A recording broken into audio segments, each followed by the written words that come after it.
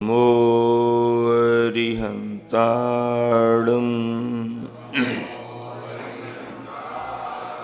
ऋणमो सिद्धाणं ऋणमो आयिर्याणं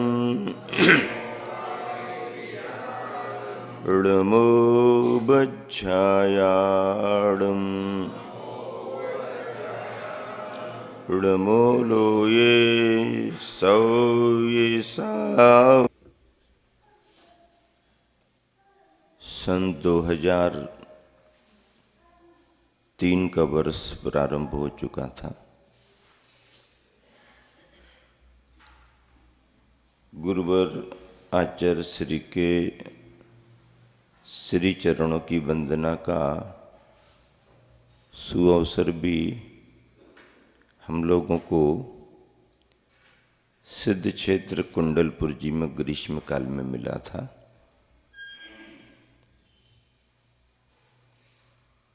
ग्रीष्म काल कुंडलपुर का होने के बाद गुरुवर आचार्य का विहार हुआ।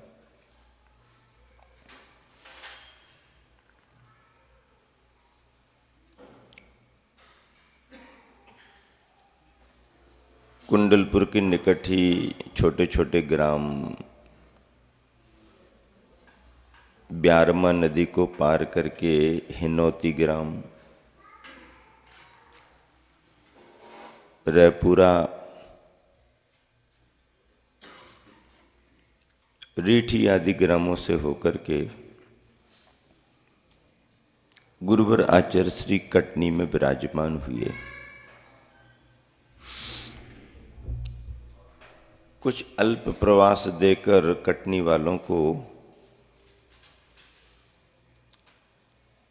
गुरुवर ने आगे विहार करने का तय किया।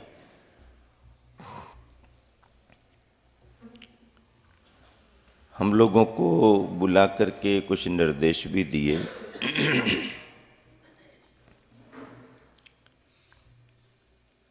सम्मेद शिखर जी की वंदना हो, ऐसा भाव आचार्य श्री के चरणों में पहले से ही रखा जाता रहा।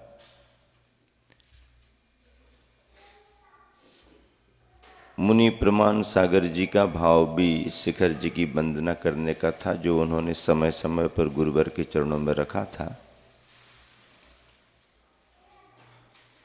आचार्य श्री ने कटनी से विहार किया। हम लोगों को निकट के ही क्षेत्र श्री शांतिनाथ दिगंबर जैन अतिशय क्षेत्र बहोरी बंद में चातुर्मास करने के संकेत दिए और आचार्य श्री अमरकंटक की ओर आगे बढ़े। चातुर्मास आचार्य श्री का सर्वोदय तीर्थ अमरकंटक में इस वर्ष स्थापित हुआ। एक उद्देश्य को लेकर के आचार्य श्री चतुर्मास करते हैं। चतुर्मास करने में आचार्य श्री का जहाँ उद्देश्य अपने स्वाध्याय और साधना का रहता है, वहीं पर उस स्थान पर यदि कोई धार्मिक विरासत बढ़ने का कमेटी का या समाज का कोई भाव होता है, तो उसे भी गुरुवर आचार्य श्री का आशीर्वाद प्राप्त होता है। और ऐसे ही चतुर्मास करते करते अनेक क्षेत्रों की श्री वृद्धि हुई। मंदिर और मूर्तियों में संवर्धन हुआ। जिन क्षेत्रों पर यात्री ही नहीं पहुंच पाते थे, क्षेत्रों पर आय के साधन कम थे, आय के साधन कम होने से क्षेत्र का विकास भी नहीं था, ऐसे क्षेत्रों पर चतुर्मास करने से या शीतकाल ग्रीष्मकाल करने से क्षेत्रों का विकास भी बहुत हुआ है। और यह गुरुवर आचार्य श्री की बहुत बड़ी देन दिगंबर जैन तीर्थ क्षेत्रों के लिए हमेशा से रही है। अमरकंटक में भी बहुत सारे उद्देश्य थे। आदिवासी बहुल इलाका था। हिंदू संस्कृति के अनुसार वहाँ पर प्राचीनता और पवित्रता की मान्यताएं रहीं। जैन ग्रंथों के हिसाब से भी आम्रकूट करके ऐसा उल्लेख आता है और रेवा नदी के उद्गम के रूप में उल्लेख है। मुनियों ने तपस्या की है आदि आदि भी उल्लेख आता है। वह स्थल आचार्य श्री को साधना की दृष्टि से योग्य लगा, निराकुल था। धीरे धीरे क्रम आगे बढ़ता गया और एक बहुत बड़े मंदिर के शिलान्यास के रूप में कार्य आगे बढ़ चुका था। और भी अनेक कार्य होते हैं। वह सारे कार्य निरंतर आचार्य की छत्र छाया में मार्गदर्शन में आगे बढ़ रहे थे। कमेटी सक्रिय थी। चातुर्मास भी अन्य जगहों की अपेक्षा अमरकंटक का विशेष याद इसलिए किया जाता है कि वैसे भी हिल स्टेशन होने से गर्मी में भी ज़्यादा असर गर्मी का नहीं पड़ता। सर्दियों में तो कहना ही क्या, मौसम की सर्दी तो सर्दी रहती थी, उस इलाके की सर्दी भी अपने आप में असर डालती है। वर्षांत के दिनों में धूप कभी दिख जाए तो लोग बहुत खुश हो जाते, क्योंकि कपड़े ही सुखाने को जगह नहीं, सूखने जैसा वातावरण ही नहीं। फिर भी चतुर्मास हुए चतुर्मास बहुत सारे और प्रभावना पूर्वक संपन्न हुए।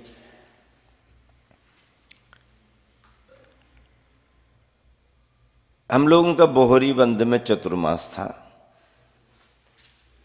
शांतिनाथ भगवान के श्री चरणों में स्वाध्याय साधना निरंतर आगे बढ़ती रही।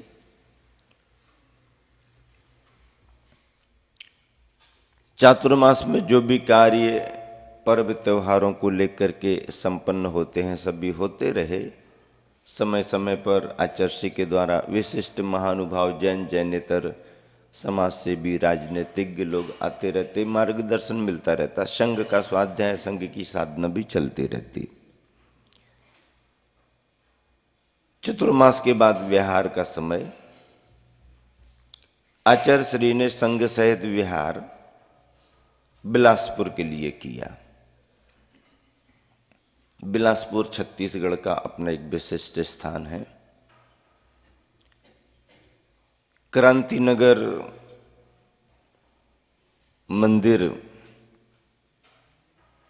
अपने आप में नवनिर्मित होने के कारण प्रसिद्ध हुआ है।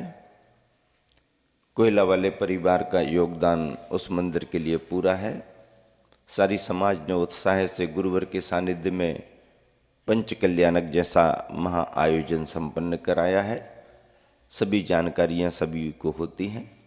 एक ही परिवार ने पूरा मंदिर बना करके पूरे आयोजन का खर्च भी किया और इस मायने में कोयला वाले परिवार के सभी भाई निरंतर आचार्य श्री की सेवा में रहते हैं, भैयावृत्ति में रहते हैं और समय समय पर उनका आर्थिक सहयोग क्षेत्रों के लिए, समाज के लिए अपना रहता है।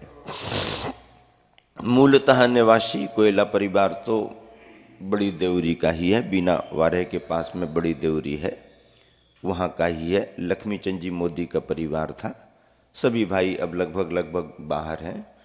कोई भोपाल में है, एक भैया भोपाल में है। अभी हबीबगंज में उनका बहुत बड़ा योगदान था आचार्य के चतुर्मास में, संस्कृत जिनालय के रूप में।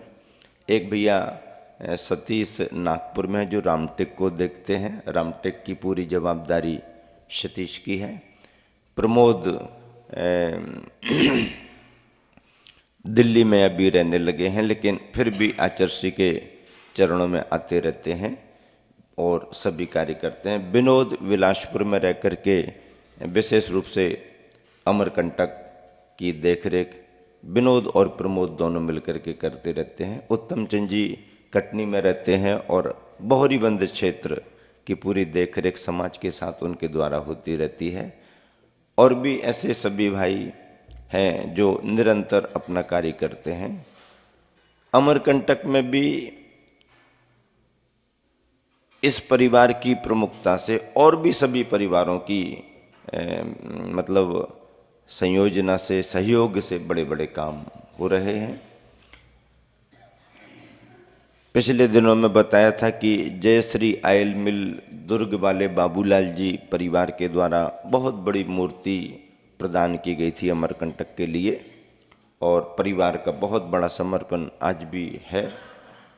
बुढ़ार की समाज भी निर्मल सिंगई जी, सबाई सिंगई निर्मल कुमार जी का परिवार बहुत अच्छे से अमरकंटक के लिए लगा रहते। इस तरफ डिंडोरी से भी सभी समाज बंधुओं का बहुत सहयोग रहता। मतलब आसपास के इलाके से सभी समाज बंधुओं का सहयोग रहने से अमरकंटक निरंतर प्रगति पर है।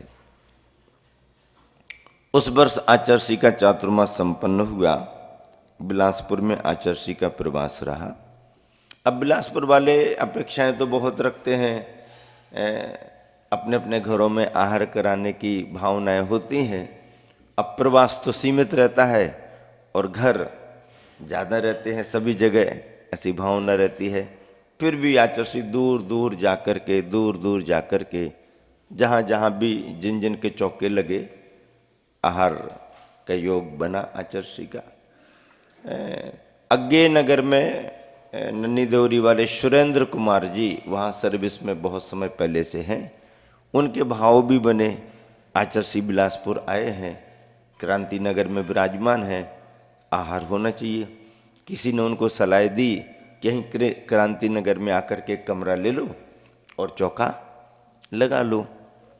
भाव भी उनका बना, लेकिन अंदर ये भाव रहा कि आचार्य अपने यहाँ तक आ जाएं तो बहुत अच्छा रहेगा।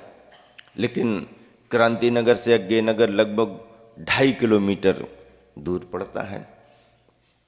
इतनी व्यस्तता में आचार्य उस तरफ आए ऐसी संभावना कम दिख रही थी, लेकिन फिर भी उन्होंने भाव बना करके अपने घर पर ही चौका लगाना शुरू किया। छोटे छोटे महाराज जी जो परिचित रहे, आदि उनको जानकारी मिलने से, ठंड का समय था, कोई ऐसी असुविधा नहीं थी और क्रांति नगर में भीड़ भाड़ ज़्यादा हो रही थी, तो जो महाराज जी निराकुलता महसूस करते, चलो अपन तो बाहर चलो, यहाँ की भीड़ भाड़ से बचो, जाने लगे। आने जाने में जब आहारचर्या से थोड़ा विलंब से आते दिखे तो आचार्य ने पूछा क्यों, कहाँ गए थे? तो बताया अज्ञे नगर में सुरेंद्र कुमार जी। अच्छा हाँ, आचार्य बिल्कुल शांत कॉलोनी है, भीड़ भाड़ नहीं। तो आचार्य को भी अच्छा लगने लगा, हाँ अच्छा। ऐसा करते करते किसी एक दिन आचार्य का भी मन बना, आगे बढ़े और 2.5 किलोमीटर दूर जाकर के आचार्य का पड़गाहन हुआ। आहार की संपन्नता भी अच्छे से हुई और इस तरह परिवारी जनों को आहार दान का योग बना। नियम व्रत वगैरह तो सभी लोग लेते ही हैं। दान पुण्य तो श्रावक अपनी भावना के अनुसार ऐसे अवसर मिलने पर करते ही हैं, कुछ कहने की जरूरत नहीं पड़ती है। और किसी भी तरह का दान कोई क्यों न करे, आचार्य का उसी भावना से, बराबरी की मुस्कान से बराबरी का आशीर्वाद मिलता है। चाहे खोका वाला करे, चाहे पेटी वाला करे, और चाहे नोट वाला करे, और चाहे चिल्लर पैसे वाला करे, किसी ने भी दान का भाव किया है तो आचार्य की मुस्कुराहट बराबर उसके दान भाव को मिलती है। आचार्य का भाव इसमें बहुत ज़्यादा ऐसा नहीं देखा जाता कि बड़ा कर रहा है तो उसको बिल्कुल एकदम और ऐसा ऐसा खूब पीछी लगा करके और ऐसा वैसा, और छोटा वाला दान किया है सामान्य परिवार ने किया है तो उसको हाँ हाँ देखा ही नहीं, ध्यान नहीं। जिसकी जो भावना बनती है, यदि वह अपने त्याग भाव से किसी अच्छे कार्य में, किसी अच्छे अवसर पर दान करता है, तो आचार्य श्री की दान की अनुमोदना के रूप में बराबर भावना जुड़ती है। ऐसा हुआ। अमरकंटक के चतुर्मास में एक संदर्भ ऐसा घट गया जिस पर ऐसा कोई मतलब लगा नहीं कि ऐसा हो सकता है, लेकिन वैसा हो गया। संघ के ही मुनि महाराज जी प्रवचन सागर जी को कभी जंगल जाते समय कोई वहाँ कुत्ते घूमते ही रहते हैं, पीछे से किसी कुत्ते ने काट दिया। अब वो ध्यान चला गया, संघ में आकर के चर्चा भी हो गई, आचार्य को जानकारी भी हो गई। आचार्य ने कहा भी कि सावधानी रखो, उपाय प्रबंध उसके करो। लेकिन जानकारी ये ली गई कि कुत्ता कैसा था। अब उसमें भी कुछ बहुत सारे फर्क होते हैं, कोई किसी के पाले हुए होते हैं, कोई ऐसे ही होते हैं, आदि आदि ऐसा लोग चर्चाओं में करते हैं। तो देखा सामान्य कुत्ता था, ऐसा वैसा करके वो रोज वहीं बैठता था, आता जाता। तो किसी ने सलाह दे दी कि कोई बड़ी बात नहीं, इसको ऊपर से भी अपन कुछ औषधियाँ वगैरह लगा करके और ऐसा ऐसा कुछ कर सकते हैं, और इसमें कुछ करने की ज़रूरत नहीं है। आचार्य ने भी कहा कि अनुभवी लोग और यदि इस तरह की कोई सलाह दे रहे हैं और ऐसा प्रयोग उन लोगों ने किया है तो देख लो, इससे यदि कुछ ऐसा होता है तो ठीक है। कभी कभी कुत्ते पर भी असर होता है, 2-4 दिन उसको देखा गया, कुत्ता वहीं रहा और कोई असर नहीं हुआ। इस तरह से भी थोड़ी भावनात्मक निश्चिंतता आ गई कि कुछ होने वाला नहीं, और ऊपरी उपचार से यदि कुछ होता है तो ठीक है। लेकिन ये ख्याल में शायद संभवतया तुरंत नहीं जा पाया, क्योंकि लोग बहुत अपनी अपनी तरह की सलाह देते रहे कि कुत्ता तो कुत्ता ही होता है, उसके मामले में हमेशा रिस्क ही रहती है। बाहरी प्रयोग सफल हो पाए कि नहीं, उसका तो एक ही उपाय होता है कि कुत्ते के काटने पर रेबीज जो कीटाणु अंदर बढ़ते हैं, उसका जो शरीर में फैलाव होता है, तो उस पर कंट्रोल करने के लिए उसके रेबीज को दूर करने के इंजेक्शन होते हैं कुछ, और वो सामान्य से मतलब पुराने ज़माने की तो संख्या में ज़्यादा, अब तो बहुत ही कम में भी, और ऐसा वैसा एक विकल्प मेडिकल लाइन में है। और एक सामान्य सिस्टम है कि यदि कहीं होता है तो उसका उपचार वही है। वो धीरे धीरे कुछ ऐसा बढ़ता गया जो पहले ख्याल में नहीं आया, और ऐसा बढ़ता गया कि वो जब बड़ा तो बाद में समझ में आया।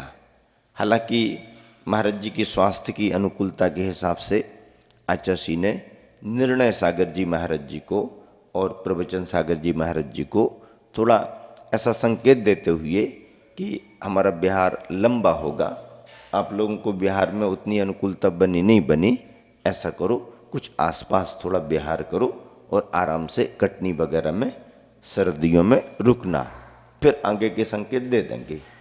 ऐसा करते हुए दोनों महाराज जियों का विहार अमरकंटक से कटनी की ओर हुआ।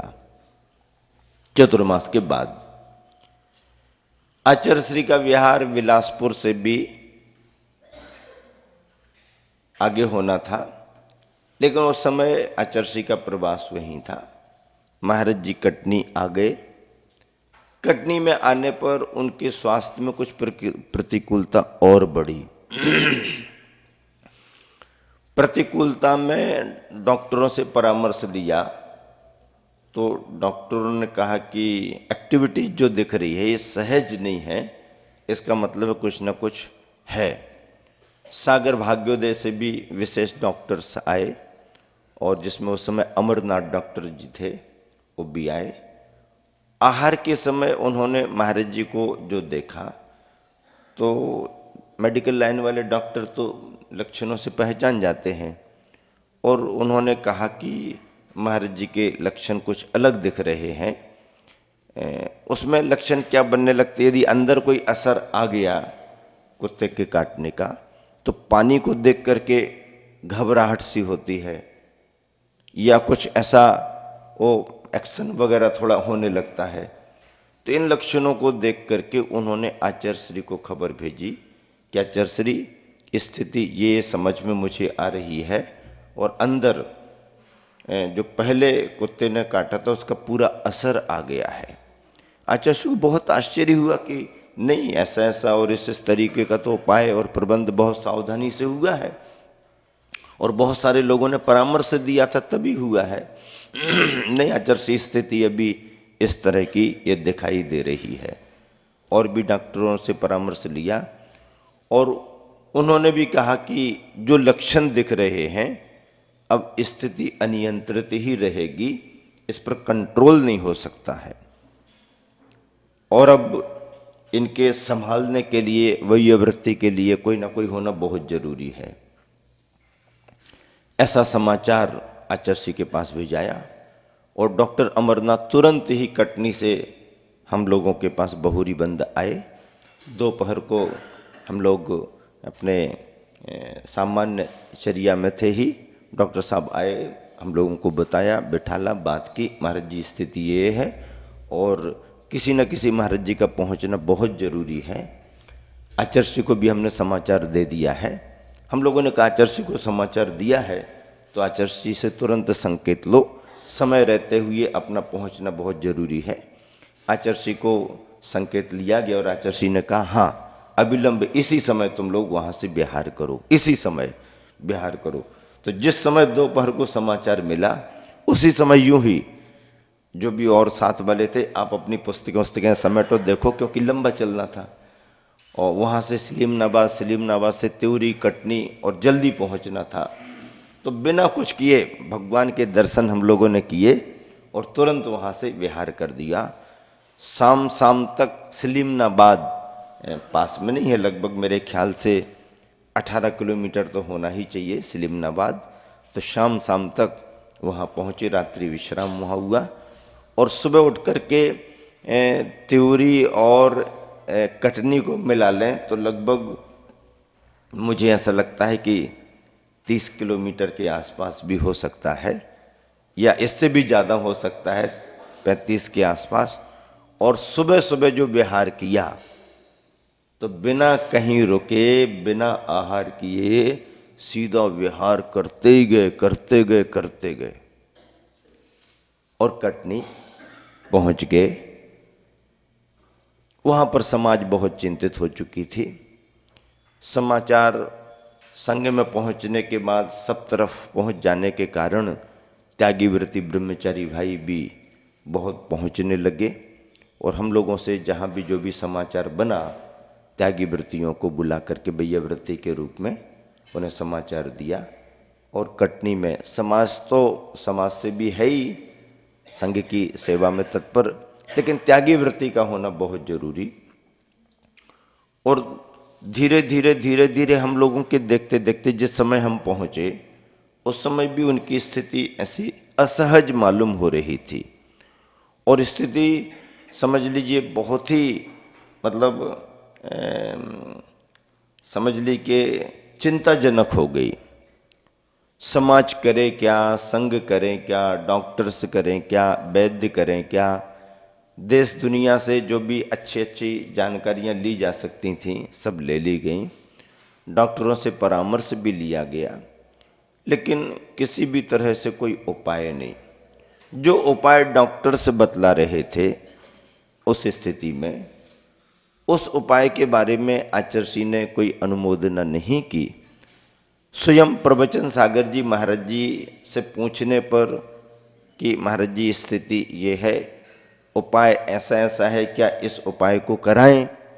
तो प्रवचन सागर जी महाराज जी भी इतने मतलब अपने उसमें सुदृढ़ और इतने शांत परिणामी थे कि उन्होंने जरा भी इच्छा प्रकट नहीं की। आचार्य श्री ने कुछ इनकार किया या परमिशन नहीं दी, सो ऐसी बात नहीं।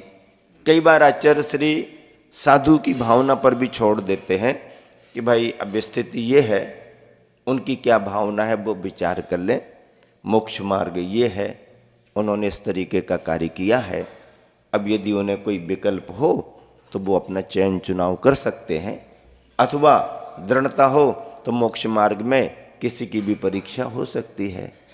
ऐसा कह के आचार्य श्री सामने वाले पर ही छोड़ देते हैं। और ऐसा करते करते हम लोगों ने बहुत वैयावृत्ति की।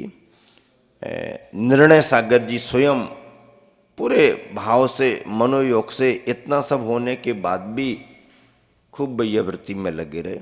बल्कि डॉक्टर्स ऐसा भी परामर्श देते हैं कि सभी लोग उनके पास बहुत निकट से वैयावृत्ति ना करें। वैयावृत्ति करें तो कुछ इस तरीके का उपाय करके करें। वैयावृत्ति करने के बाद वहाँ से अलग होते हैं, कहीं और जाते हैं, तो फिर अपने हाथों को इस तरीके से आदि आदि बहुत सारे डॉक्टर्स सावधानी के रूप में उपाय बताते हैं। उन उपायों का ध्यान रखते हुए भी एक रत्नत्रयधारी मोक्ष मार्गी अपने ही साधक हैं। अशुभ कर्म की तीव्रता में इतना बड़ा उपसर्ग जैसा उनके जीवन पर आ गया है, तो जो होगा सो देखेंगे। अभी तो इन साधक की वैयावृत्ति होनी चाहिए। इस साधर्मी वात्सल्य के भाव से मैं मतलब खुले मन से प्रशंसा कर रहा हूँ कि मुनिवर निर्णय सागर जी ने बहुत मनोयोग से वैयावृत्ति की। ऐसा हम लोगों ने उपस्थित होकर के स्वयं देखा। वैयावृत्ति करने में मुनि महाराज का पद तो था ही, लेकिन चूंकि ब्रह्मचारी अवस्था से भी वह दोनों बहुत साधर्मी बंधु होने के नाते या घनिष्ठ सहयोगी होने के नाते इंदौर आश्रम में एक दूसरे का सहयोग करते थे, और आश्रम के ब्रह्मचारियों को भी उनका बहुत सहयोग मिलता था। वहाँ से ये दोनों जन अनेक वृद्ध ब्रह्मचारियों को लाकर के आचार्य का आशीर्वाद दिलाते थे, उन्हें व्रत नियमों में आगे बढ़ाते थे। संलेखना के अवसरों पर ये दोनों जन सेवा करते थे। ऐसे प्रवचन सागर जी आचार्य श्री उनकी चर्या की और भावना की बहुत प्रशंसा संग में भी करते थे। मतलब इतने मृदुभाषी, इतने अच्छे तरीके से लोगों को मार्गदर्शन देने वाले, सरल स्वभावी और अपनी साधना में सजग जागरूक। और ऐसा अशुभ कर्म का उदय आया, इतनी तीव्रता आई कि संभालने के बाद भी स्थिति नहीं संभल पाई। हम लोगों ने भी वैयावृत्ति में अपना सहयोग दिया। प्रमाण सागर जी, मैं स्वयं, निश्चय सागर जी और अनेक त्यागी वृत्ति पुराने बहुत प्रयास किया, लेकिन स्थिति मतलब कंट्रोल के बाहर थी और चांसेज कुछ भी नहीं दिख रहे थे। डॉक्टर्स तो एक ही परामर्श दे रहे थे कि ऐसा ऐसा कर दो, पर वो उपाय उन्हें भी स्वयं उचित नहीं लगा और संघ ने भी कोई ऐसी अनुमोदन नहीं की। दृढ़ता के साथ परिणामों की शांति रखते हुए आहार तो बाधित हो ही चुका था, क्योंकि आहार तो तभी होगा जब खड़े होने की स्थिति बने, और जब असर बढ़ता गया तो खड़े होने की स्थिति भी बंद हो गई। अब जब आहार भी नहीं हो रहा, पानी भी नहीं जा रहा, और उस असर से उनके शरीर में उस तरह की वेदना और प्रकृति बढ़ रही, तो उनके परिणामों को संभालना, संबल देना बहुत जरूरी था, बहुत बड़ा काम था। आचार्य की कृपा से, उनकी अनुकंपा से हम लोगों ने वैयावृत्ति का जो भी जितना कर्तव्य हो सकता है 24 घंटे किया। आसपास में रहने वाले कोई महाराज जी वगैरह भी थे, जो वो भी आ गए। सभी त्यागी व्रती, कम से कम 100 ब्रह्मचारी भाई बहनें लगभग वहाँ पर उपस्थित हुए। सभी समाज बंधु रहे। लेकिन अब अपन कहते ना कि ऐसे समय में सहयोग के रूप में तो कोई भी उपस्थित हो सकता है, पर अपना कर्म ही अपने लिए फलदायी होता है और कोई भी कुछ कर नहीं पाए।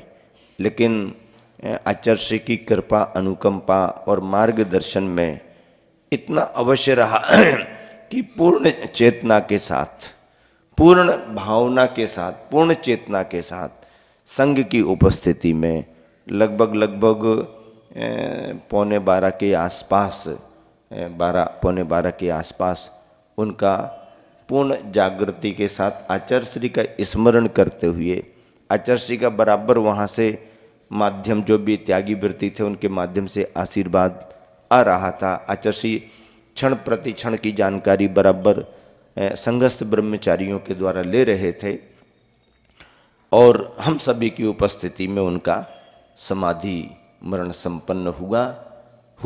एक बहुत अप्रिय घटना घटी, संघ के लिए एक बहुत बड़ी क्षति हुई, लेकिन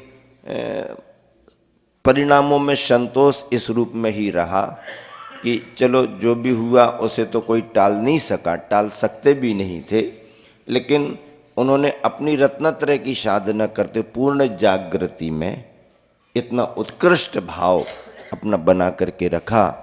यह उनकी जीवन साधना की बहुत बड़ी उपलब्धि रही। आचार्य श्री के यहाँ पर जब ये सब समाचार पहुँचा तो आगे की क्रिया के संबंध में सभी संकेत मिले। कुछ समय बाद आचार्य श्री के यहाँ एक बहुत बड़ी सभा समाज बंधुओं ने, बिलासपुर वालों ने रखी और सभी महाराज जी बोले।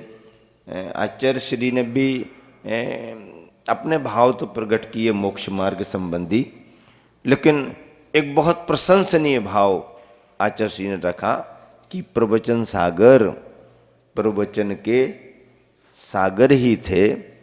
प्रवचनों पर भले उन्होंने जोर नहीं दिया, लेकिन गुरु के वचनों पर उन्होंने हमेशा जोर दिया, पूरा ध्यान दिया।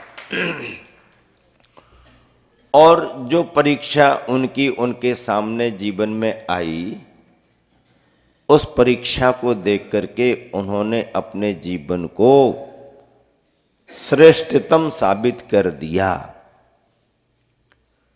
किसी ने कहा होगा प्रवचन सागर जी चले गए, अब नहीं है, तो आचार्य श्री ने कहा नहीं, वो कहीं गए नहीं है। उन्होंने जो आदर्श प्रस्तुत कर दिया वो आज भी हमारे तुम्हारे साथ ही है।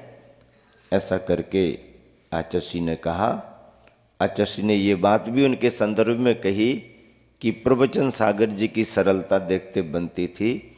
मैंने कभी भी कोई भी उनको संकेत दिया, कभी उन्होंने ना नहीं कहा, बल्कि जी आचार्य श्री जैसी आपकी आज्ञा, ऐसा करके हमेशा उन्होंने आज्ञा का पालन किया।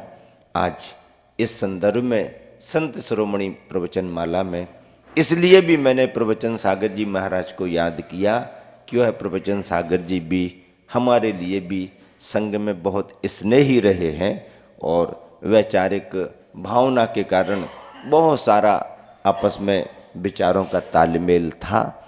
हम तीनों महाराज जियों ने भरपूर उनकी सेवा की और इसमें भी गुरु आज्ञा और आशीर्वाद को ही महत्व दिया कि गुरुवर के संकेत से, उनकी आज्ञा से हम लोगों का अंशदान ही सही उनकी साधना में लगा।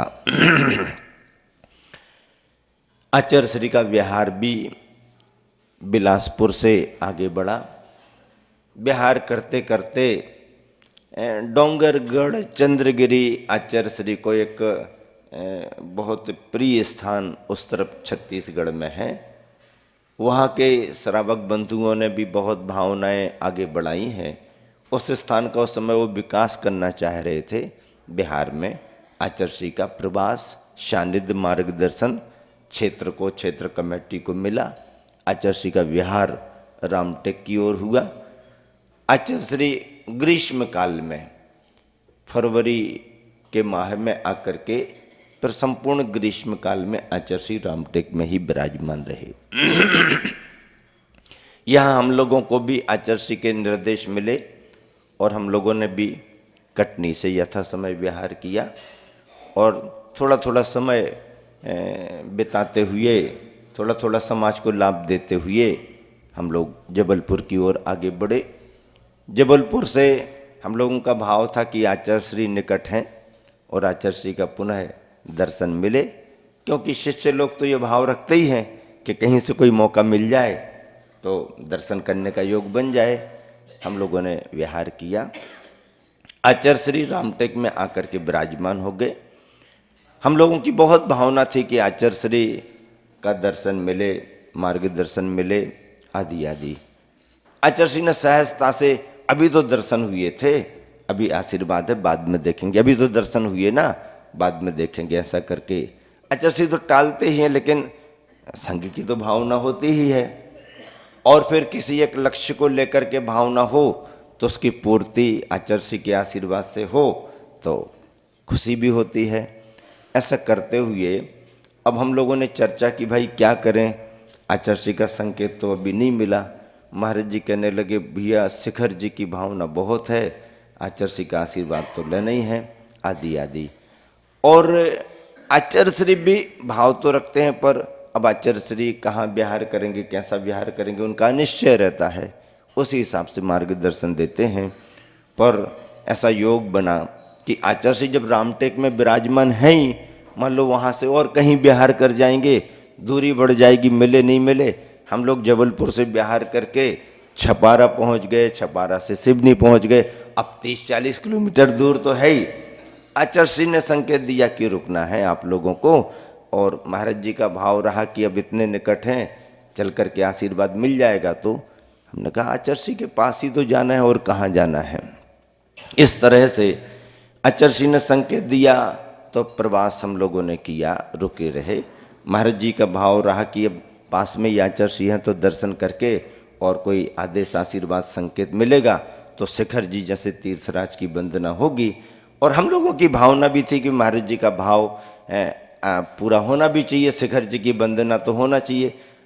इस तरह से तो आचार्य श्री का, महाराज जी का आचार्य श्री के पास पहुंचना हुआ, और आचार्य श्री ने अच्छे से आशीर्वाद दिया और चर्चाएं हुई, और ऐसा सुयोग बना कि एक शिष्य की भाव को देख करके गुरुवर तो आशीर्वाद देते ही देते हैं, और अच्छे से गुरुवर का आशीर्वाद लेकर के महाराज जी अपने लक्ष्य को लेकर के आगे बढ़े।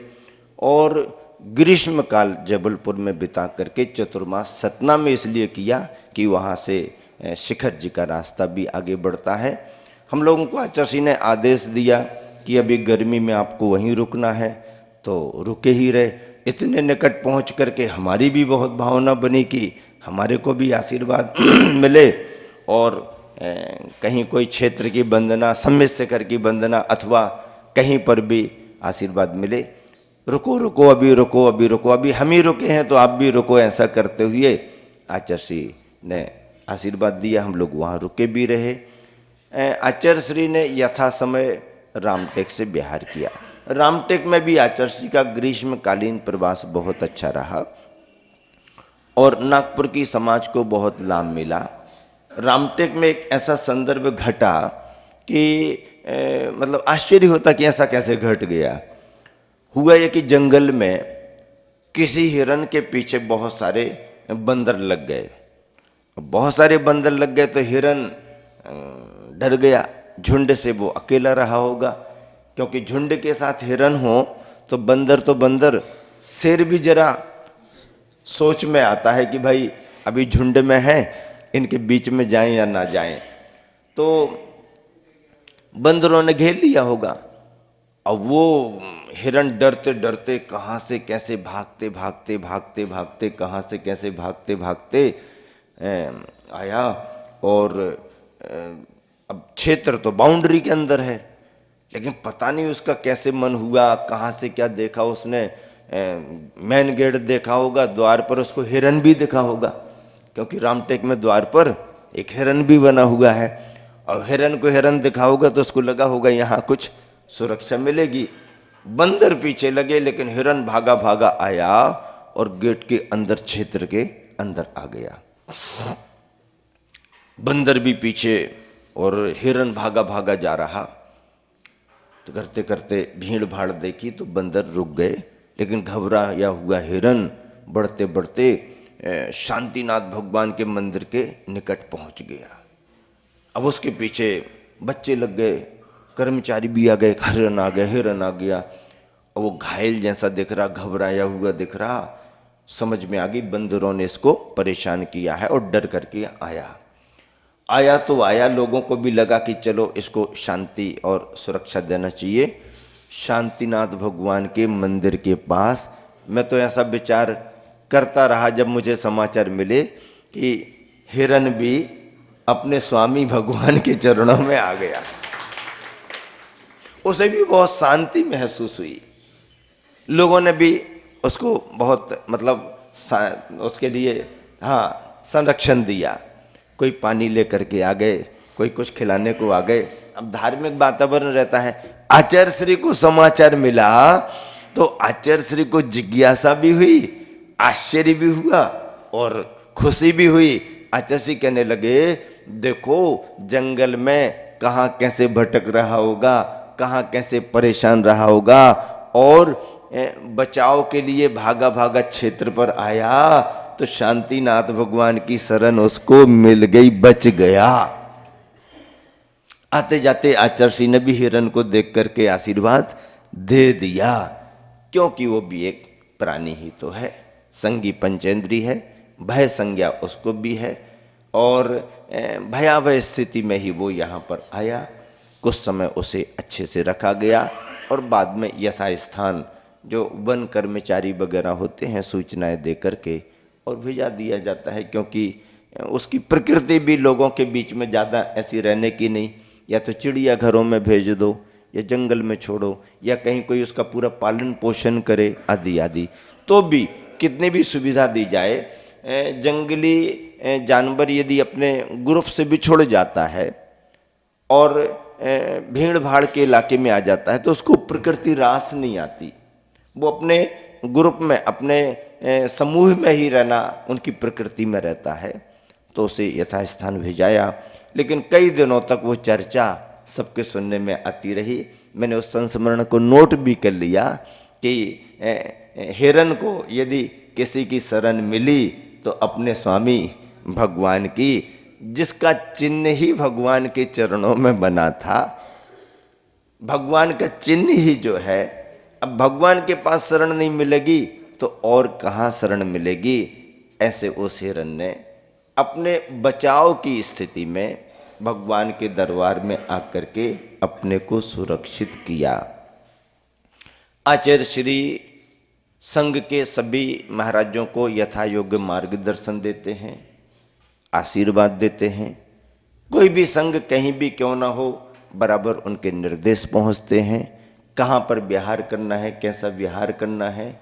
यथा स्थिति संघ के स्वास्थ्य और उनकी आवश्यकता या समाज की आवश्यकता को देख करके, चाहे मुनि संघ हो चाहे आर्य संघ हो, इस तरह से आचार्य श्री ने सभी ग्रीष्मकालीन समय अपना स्वाध्याय साधना के साथ रामटेक में बिताया। और विहार करते हुए आचार्य श्री चतुर्मास करने के लिए जबलपुर के निकट नर्मदा नदी के किनारे जो तिलवारा घाट में एक बहुत बड़ी गौशाला बनी हुई थी, उस स्थान को चुना। मुझे बहुत आश्चर्य हुआ सुन करके, जबलपुर में इतने बड़े बड़े मंदिर, इतनी बड़ी संस्कारवान धर्म समाज, इतना बड़ा पीसनहारी की मड़िया का क्षेत्र, क्या बात है, गौशाला को क्यों चुन रहे हैं। समाज और कार्यकर्ताओं ने जब निवेदन किया, आचार्य श्री मड़िया जी पधारो, तो आचार्य श्री कहने लगे कि पहले समय की मड़िया में और आज की मड़िया में बहुत अंतर आ गया है। पहले की मड़िया जबलपुर से बाहरी भाग में थी, और जब जबलपुर छोटा वाला जबलपुर था तब मड़िया जी जंगल के भाग में थी। लोग दिन में भी आने में विचार करते होंगे कि उस तरफ काहे को जाएं, क्या जरूरत है। लेकिन आज की जबलपुर की पीसनहारी मड़िया महानगर के प्रभाव में होकर के और घनी आबादी के रूप में हो गई। 24 घंटे शहरी वातावरण, क्षेत्र के अंदर पहुंच जाओ तो क्षेत्र का आनंद तो आता ही है, लेकिन शहर को देखो तो मड़िया जी के और आगे तक इतनी आबादी कि शहर जैसा हो गया। तो आचार्य श्री कहते हैं कि मड़िया जी में भी रहने पर जबलपुर के महानगर में ऐसा लगने लगा है।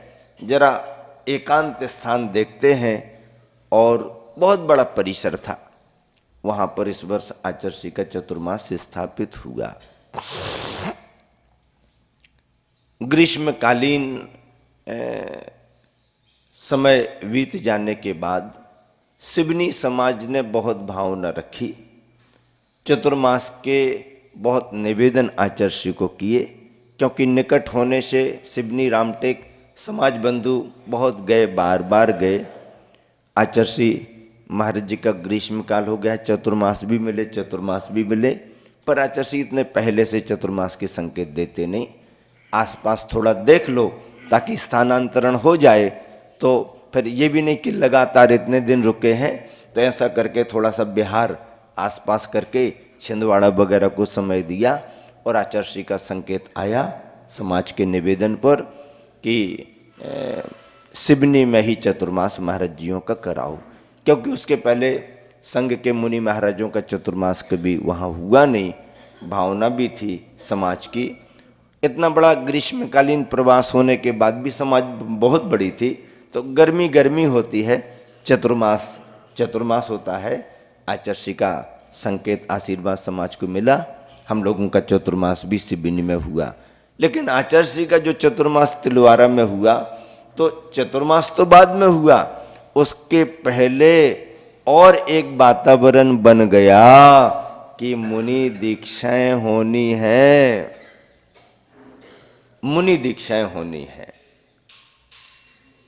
और संख्या सुनिश्चित होते श्रीफल तो सैकड़ों चढ़ते हैं, लेकिन संकेत, परमिशन, आशीर्वाद, सभी के स्वास्थ्य, उनकी प्रकृति, उनके परिवार की आवश्यकताएं आदि पर विचार करके आचार्य श्री निश्चित करते हैं।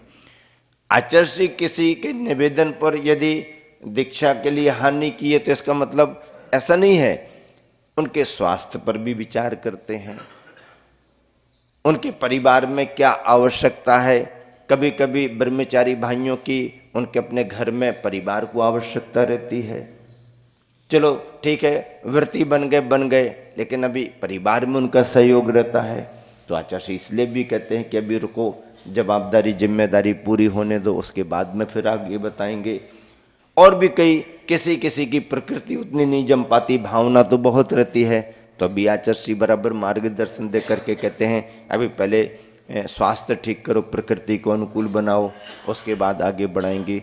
क्योंकि मुनि दीक्षा एक बहुत बड़ा काम है, जवाबदारी जिम्मेदारी और शरीर की प्रकृति को जमाने पर ही संभव होता है।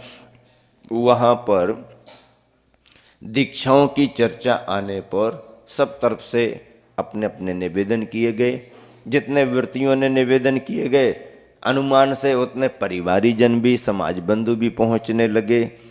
और खास तिथि कौन सी थी? श्रावण शुक्ला षष्ठी, छठवीं की तिथि, नेमिनाथ भगवान का दीक्षा कल्याणक, बराबर ना? हाँ, अगले दिन पारसनाथ भगवान का मोक्ष कल्याणक होता है सप्तमी को। तो लोग कभी कभी अपने अनुमान अंदाज ज़्यादा लगाते हैं, तो आचार्य श्री उनके अंदाज को आगे पीछे कर देते हैं। तो नेमिनाथ भगवान का दीक्षा कल्याणक दिवस षष्ठी की तिथि पर ब्रह्मचारी भाइयों में से 25 ब्रह्मचारी भाइयों को निर्ग्रंथ मुनि दीक्षा प्रदान की गई। इसके पहले जो भी समाज बंधु सहज रूप से थोड़ा बहुत कर सकते उतना ही किया गया, क्योंकि आचार्य श्री दीक्षार्थी को बहुत लंबे समय तक समाज की भावनाओं से जोड़ करके रखना नहीं चाहते। समाज तो ये भावना भाती है कि अब इनकी दीक्षा हो रही है तो फिर इनका बिन्नौरी और ये करो ऐसा करो, तो एक आध दिन तो ठीक है, 2-3 दिन भी ठीक है। अब आचार्य श्री इकलौते थे और उस समय उस उम्र के युवाओं की मुनि दीक्षा होती नहीं थी, तो समाज ने तो उनको 6-7 दिन तक परेशान कर दिया।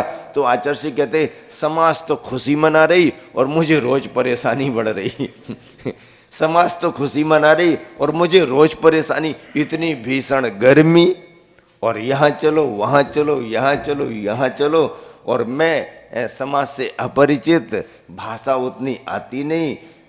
समाज के बूढ़े बूढ़े लोग ज्ञान सागर जी महाराज से आशीर्वाद ले आते, ज्ञान सागर जी भी उत्साहित होकर के कहते कि हाँ हाँ कर लो, और मैं मना नहीं कर सकता, और रोज परेशानी। आज यहाँ तो 6-7 दिन तक बराबर रोज रोज रोज आचार्य ऐसा बताते।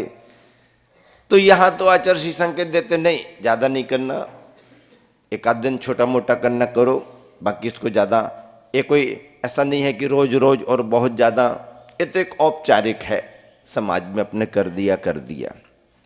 ऐसा करके समाज बंधुओं ने तलवारा में तो कुछ था ही नहीं, तो बोले जबलपुर ले जाएंगे। अब जबलपुर ले जाना तो जबलपुर ले जाओ, जो करना जैसा करना छोटे रूप में करो, वापस आ जाओ, आदि आदि। ब्रह्मचारी भाइयों की कोई इच्छा ना भी हो तो भी कभी कभी समाज और संयोजना को ध्यान में रख करके वो भी सम्मिलित हो जाते हैं, क्योंकि दीक्षार्थी का ऐसा कोई भाव नहीं होता है कि ऐसा आयोजन हो, वैसा आयोजन हो, ये हो वो हो। ये तो एक समाज की अपनी भावना होती है कि आगे से तो अब इनके बारे में कुछ कर नहीं पाएंगे, इसलिए जो जितना कर सकते हो अभी कर दो, आदि आदि। तो ऐसा करके एक समारोह जैसा बना लेते हैं।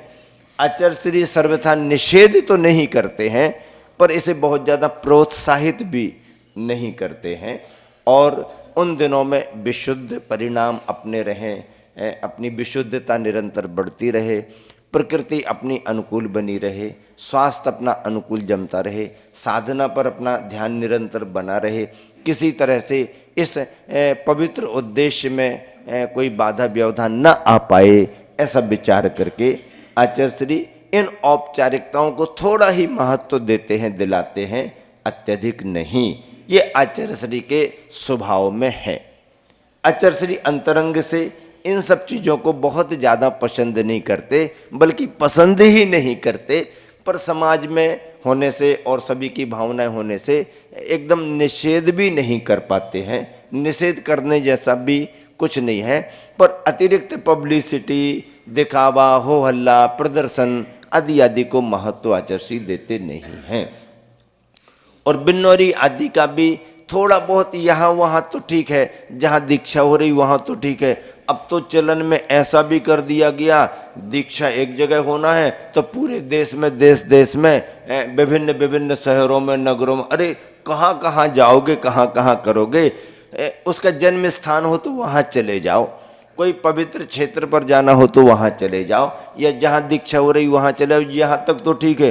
अब जहाँ जहाँ तक प्रवास हुआ है, जहाँ जहाँ की समाज परिचित है, वहाँ वहाँ जाकर के ये सब करना एक तरह से मूल उद्देश्य में भी इसकी कोई स्थिति ज़्यादा नहीं मानी जाती है। थोड़ा बहुत तो चलता है, तो इन सब बातों से थोड़ा बचना भी चाहिए, क्योंकि कई बार ऐसा ज़्यादा होने लगे, इसे भी ज़्यादा महत्व दिया जाने लगे, तो साधक भी हो सकता है कि ऐसे वातावरण में लौकिक भावों से भी प्रभावित हो जाए। परिणाम की क्या बात है, तो उस समय जब उसके बीतरागता के परिणाम बढ़ रहे हैं, विशुद्धि का मोक्ष मार्ग उसका आगे बढ़ रहा है, तो उसका वह विशुद्धता का, निर्विकल्पता का मोक्ष मार्ग ऐसा ही बढ़े, तो उसको विशुद्धि, एकांत, स्वाध्याय और साधना का वातावरण ज़्यादा मिलना चाहिए, ताकि वैराग्य भावों में उसकी निरंतर वृद्धि होती रहे। मूल लक्ष्य वही है और उसी पर जोर दिया जाना चाहिए। हम लोगों की दीक्षा के समय आप पूछो तो क्या बताएं किसको पता, कहाँ पता। एलक से मुनि दीक्षा होना तो कोई बात ही नहीं, लेकिन जब ब्रह्मचारी से दीक्षा होनी है तब गुंजाइश थी, तो क्या किया, कोई समाज आ गई क्या, समाज को क्या पता क्या करना। जो पुराने लोग दीक्षाएं देखते रहे, कराते रहे, कचौड़ी मल जी आगे आगे आगे, अपने अजमेर वाले जिन्होंने विद्याधर की दीक्षा कराई और भी सभी दीक्षाएं कराई, देखें आ गए, अरे कुछ तो करो कुछ तो करो, ये आचार्य महाराज तो कुछ बताने वाले नहीं है, कुछ तो करो, दीक्षाएं हो रही हैं तो इन ब्रह्मचारी भाइयों का कुछ तो करो। अब कमेटी वालों को कुछ अता पता नहीं, क्या करो क्या नहीं करो, क्या करना है क्या करना आप ही बताओ। अरे कुछ नहीं है तो कम से कम मैं इन भैया की वंदना तो करा दो। कैसे वंदना करा दें? तो कंचन बाई जी, मणि बाई जी, रत्ती बाई जी, दराखा बाई जी सब पुरानी पुरानी थी, और इन्होंने 10 प्रतिमा वाली बहनें जो थी आश्रम की, उनको कहा कि ऐसा करो, जितनी दीक्षाएं होने वाली हैं उनको अपन इस कोठी से लेके उस कोठी के मंदिरों की वंदना करवा दो। हो गई बिनौरी। आए, एक एक हार पहना दिया, एक एक छोटा सा मुकुट लगा दिया, और हार मुकुट लगा करके सातों ब्रह्मचारियों के लिए सभी बहनें अपने थोड़े भजन भजन जैसे करते श्राविकाओं को आगे कर दिया, और कचौड़ी मल जी आगे हो गए, और अपने कार्यकर्ता आचर्षी के परिचय थोड़े से आगे हो गए, वही छोटे वाले बाजे वहीं से अपने बाहर से लेकर के, चलो भैया दीक्षा होनी है, मंदिरों की वंदना करा दो। मंदिर इस मंदिर से उस मंदिर ले गए, वंदना करा के वापस ले आए, हो गई बिनौरी। 13पंथी कोठी से 20पंथी कोठी के मंदिरों की वंदना करा दी, हो गई बिनौरी। पैदल पैदल हो भी आराम से, चलो वंदना हो गई, वंदना करके वापस आ गए। आचार्य श्री भी देख करके मुस्कुरा, हाँ हाँ हो गया ना, हो गया हो गया हो गया। किसी ने कहा, आचार्य श्री आपकी दीक्षा के समय क्या हुआ था? अरे हमारी दीक्षा के समय मत पूछो, वहां तो 6-7 दिन रोज रोज रात में, ऐसा वैसा दिन में, और इस मोहल्ले से उस मोहल्ले से करते ही रहते थे। और अच्छा से कैसा हुआ था? अब जरा महाराज जी भी इंटरेस्ट से, अच्छा अच्छा, अरे उस समय तो सर्कस के हाथी मिल गए इनको, 20-25 हाथी मिल गए। कहाँ से ले आए पता नहीं, उस पर मुझे बिठाल दिया, हाथी पर बिन्नौरी निकाल रहे, ऐसा कर रहे। राजस्थान में ऐसा ही चलन है, आचार्य जी कहते हैं राजस्थान में इसी का चलन है।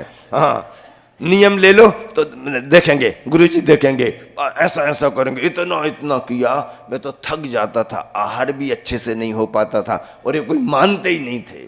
ऐसा आचार्य जी कहने लगे, आप लोग अच्छे हो, आराम से जल्दी वंदना करके आ गए। ऐसा करके आचार्य जी खुशी प्रकट करते थे। ऐसा करते हुए जब तिलवारा घाट में दीक्षाएं हुई तो भावनाएं समाज की रहती हैं। आचार्य श्री इसमें अनुमोदना भी नहीं करते हैं और निषेध भी नहीं करते हैं, पर इतना संकेत जरूर देते हैं, मर्यादा में करना है, ज़्यादा हो हल्ला नहीं करना, प्रदर्शनबाजी ये नहीं है, भावनाओं को ध्यान में रख करके करना, और ऐसा निर्देश देते हैं।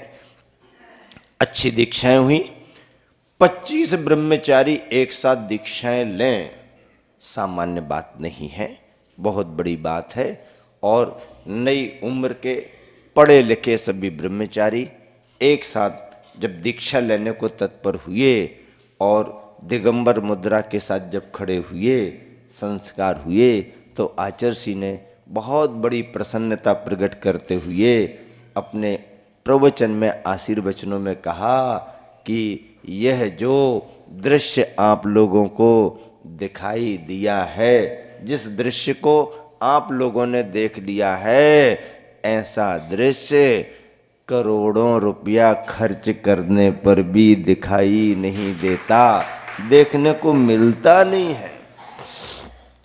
बहुत प्रसन्नता प्रकट की आचार्य ने, प्रकट करने का अवसर ही था। एक साथ रत्नत्रय की पूर्णता को प्राप्त करने वाले 25 ब्रह्मचारी साधक निर्ग्रंथ मुनि दीक्षा को धारण करें, इससे बड़ा सौभाग्य उनका अपना क्या, गुरुवर का पुण्य, उनकी शरण, गुरुवर की शरण उन सभी को मिली। निर्ग्रंथ मुनि दीक्षा का अपना महत्व है, उसकी विधि है, पद्धति है, उसमें सभी खरे उतरे।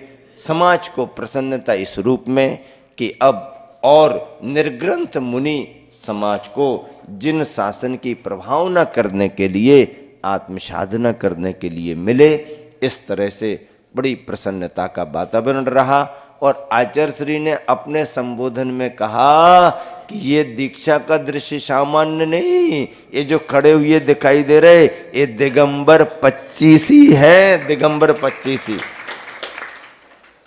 इस तरह से विशेष भावना साधना के साथ मुनि दीक्षा संपन्न हुई।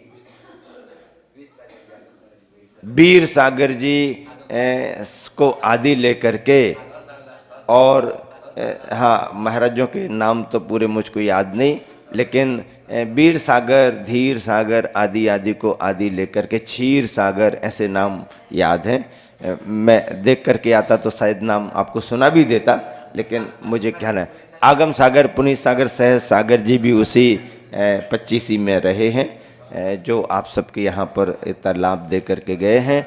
और ऐसा करके 25 मुनियों की मुनि दीक्षा होना, एक संघ की श्री वृद्धि हुई, जिन शासन की प्रभावना हुई। और ऐसा करते हुए आचार्य का चतुर्मास तो भी स्थापित हो रहा है। चतुर्मास आचार्य का हुआ, महाराज जी का सतना में चातुर्मास हो रहा था, हम लोगों का सिवनी में हुआ, आचार्य का तिलवारा घाट में हुआ, और सभी जगह बहुत अच्छी प्रभावना के कार्यक्रमों से चातुर्मास संपन्न होता रहा। शेष आगे की चर्चा आपके बीच में फिर आगे रखेंगे। अभी समय हो गया है, इतना ही सुना करके विराम देता हूँ।